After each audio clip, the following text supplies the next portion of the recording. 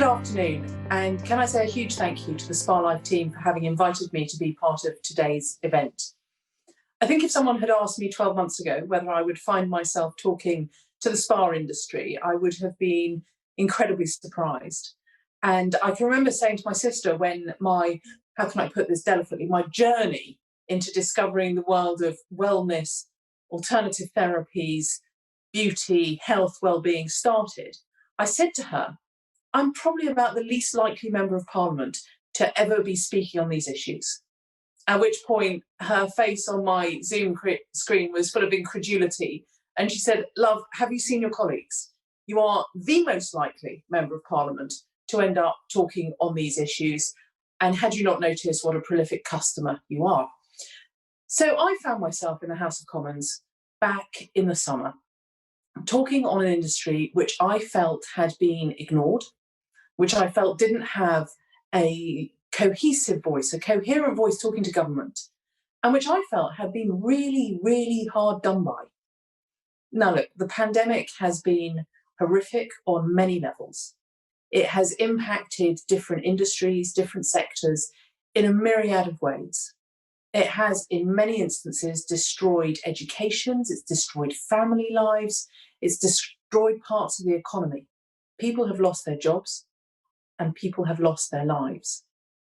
But what we have to make sure, what I'm determined to play my part in making sure of, is that the recovery is one that works for everyone, that it works for every sector, and that there's real thought goes into how we can pull together to come out of this horrendous situation, hopefully stronger and better as a result.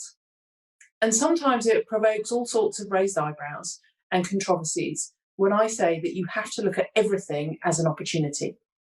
So I do think we have to look at COVID as an opportunity and work out what we can learn from it, what we can do going forward to make sure that things are different so that, and hopefully we never will face it again, but if we do face this sort of pandemic again, we will be in better shape to do so.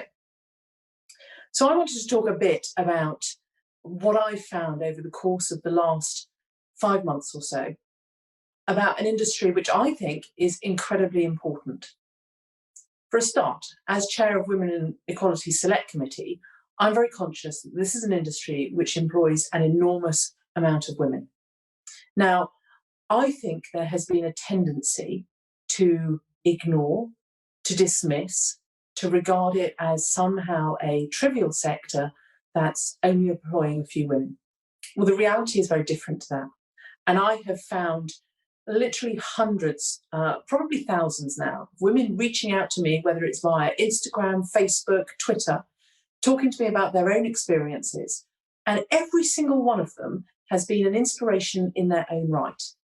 And I often talk of a girl called Beth who sent me an email. She's 24 years old and she was a self-employed beautician. And she set up on her own after having done her training at college, after having worked in salons for years. And then she decided that she would take the plunge, pull all of her courage together in one place and set up on her own. And she told me a story about how her brothers, her father, her boyfriend, all dismissed her as just being a beautician. Actually, she's not. She's an entrepreneur. She's somebody who has had courage to set up on their own. She is somebody who has invested in her own training, invested in her own business, who has grown, who has a client book which is large and one which she defends absolutely rigorously. Because that's the thing that I have discovered about the health, well-being, spa industry is that client retention is absolutely crucial. So you guys are way ahead of the curve when it comes to track and trace because you know who walks through your doors.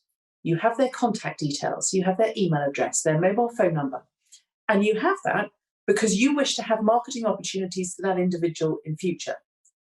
Now, from a COVID security perspective, that's a brilliant asset because you know who's coming through the door. You know if there has been an infection and you can trace everybody who has been in your premises over the course of that period. So it's crucially important from that perspective and crucially important from your perspective because I know how absolutely determined so many entrepreneurs are that they will keep hold of their clients. Retention is much easier than finding a new one. So that's what I learned about the industry, is that I was confronted with some very hurt, very upset, some very angry, predominantly female entrepreneurs who felt that they didn't have a voice, who looked at government and they saw an enormous number of men. They watched PMQs and they saw the Prime Minister being somewhat dismissive of an industry. And they were really angry about that, absolutely livid.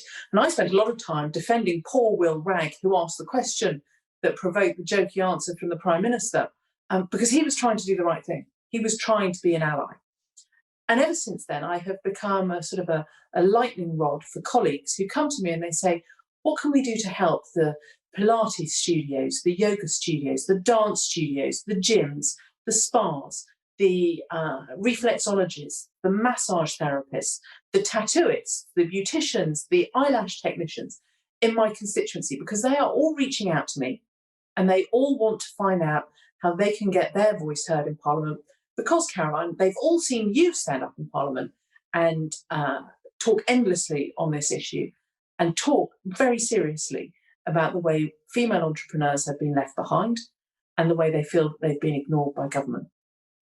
So my first message would be, and it really strikes me that the wider wellbeing industry is quite disparate. Sometimes it is also horrifically competitive. So my first message is, you guys have to work together, and you can't afford to look at different parts of the sector as being as somehow inferior to yours. Sure, you've all got different priorities. You're working in different parts of the health and wellbeing industry.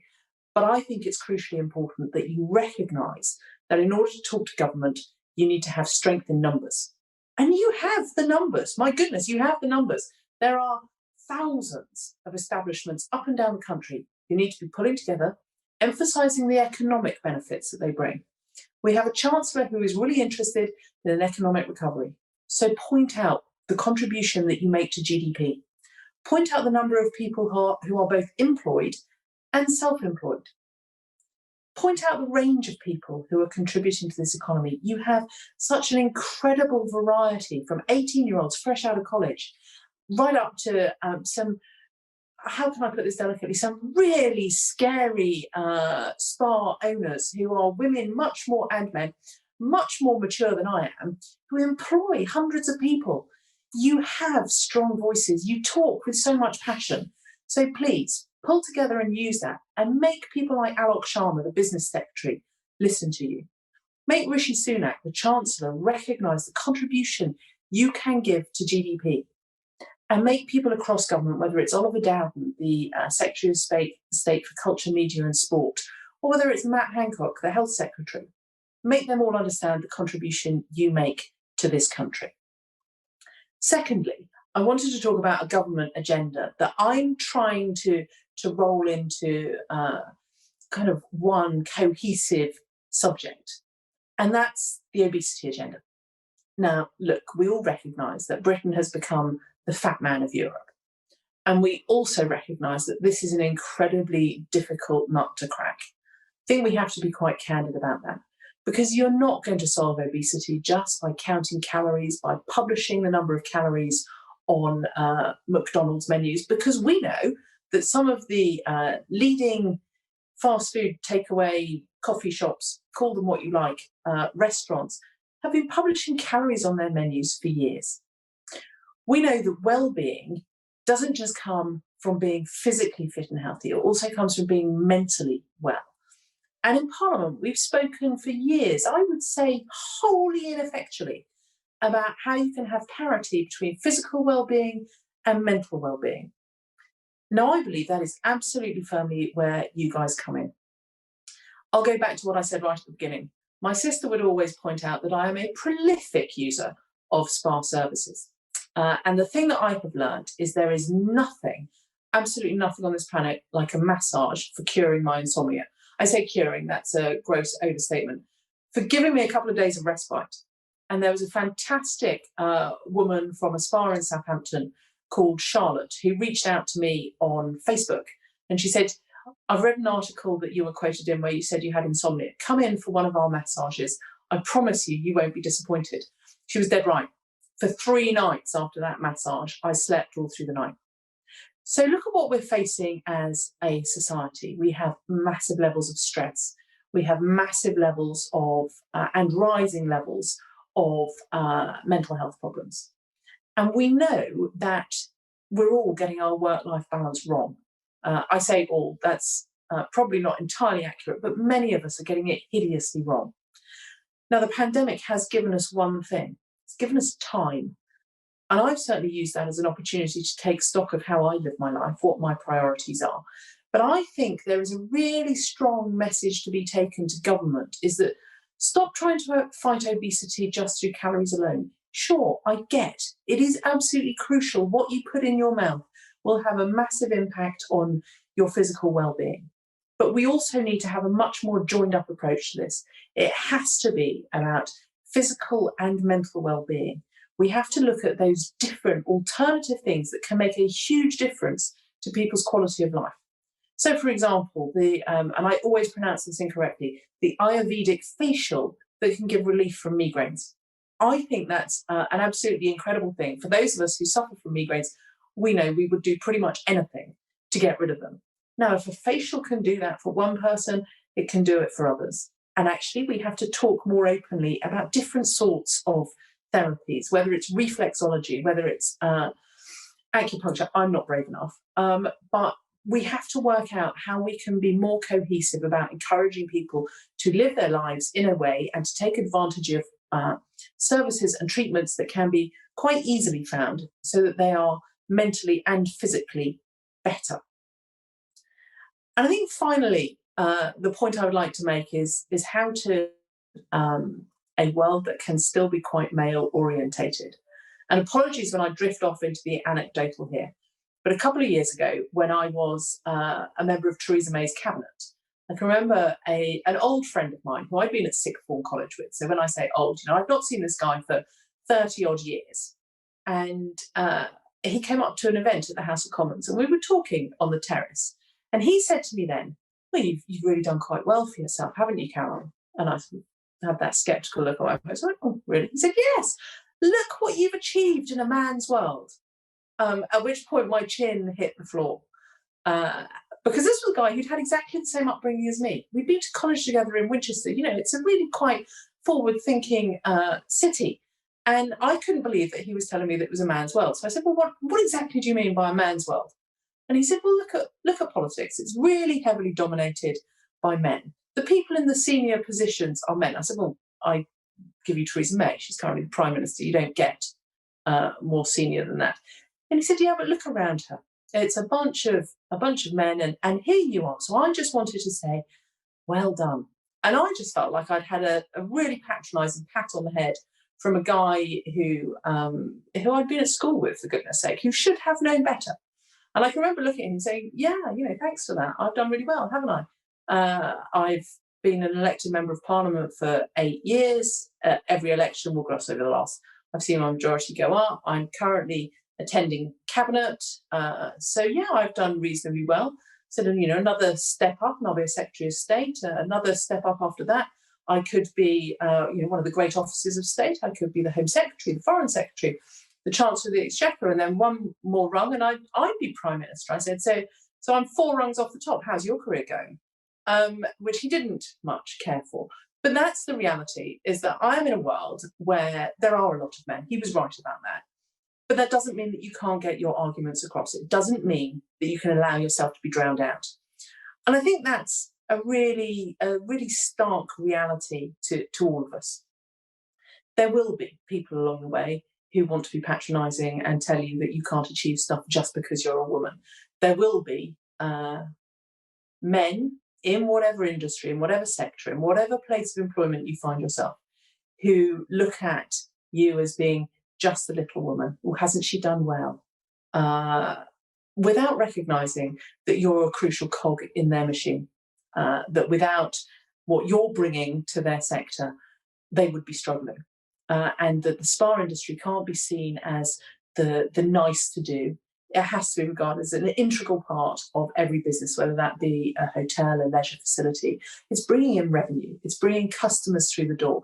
It's attracting people like me who have basically come for a facial. You never know. You might get lucky one day. I might go and use that gym. Unlikely, but it could happen. So it's always going to be a driver of revenue. It's going to be a driver of customers. And I think you have to be prepared to exploit that and use it as a message to say, should we have this great facility? We have a fantastic spa that is bringing in a whole range of different clients of a variety of ages. And remember that, because actually part of our challenge as society is we have an aging population who may not want to go and shift weights in the gym, but they might want to come and have a treatment or sit in the sauna or discover that sitting in the jacuzzi is actually brilliant as a way of relaxing, of stimulating your muscles in a nice, warm, safe environment.